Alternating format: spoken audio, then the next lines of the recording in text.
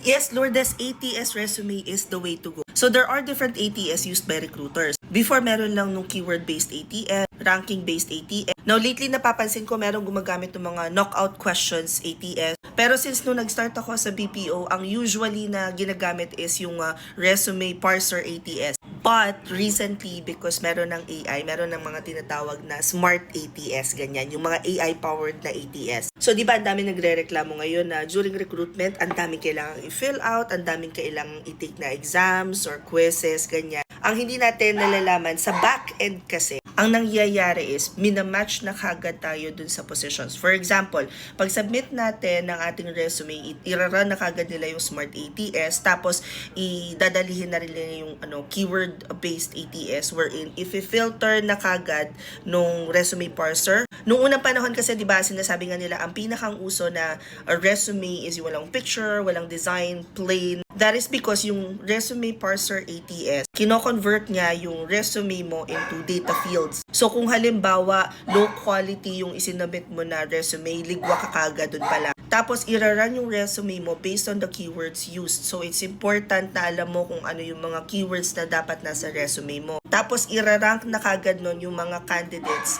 based on sino yung pinakang bagay dun sa posisyon. Tapos mapapansin nyo pag nag-fill out kayo ng application form, merong mga question doon na, do you have like 2 years experience on Google Ads? Or like, do you have 2 years experience sa Shopify? So kapag nagmamatching na sila at meron kang ini-known doon na hindi talaga, wala ka talagang experience, knock out ka kagad doon kahit napakaganda pa ng resume mo. Ang kagandahan lang ngayon nga na meron ng Smart ATS, ginagamit na yung AI to find potential fit na beyond keywords, beyond design. So, ina-analyze na nung system yung tone, grammar, writing quality, ganyan. So, marami ngayon ang companies, lalo na yung nag-hire remotely, na gumagamit nitong system na to because there are hundreds if not thousands of applicants every single day. So, if yung resume ninyo is not ATS friendly, kahit gaano ka pa ka-qualified, sa AI pa lang na-elbow ka na. If you guys want me to talk more about ATS-friendly resume, comment virtual assistant resume here and I'll create a more detailed video. But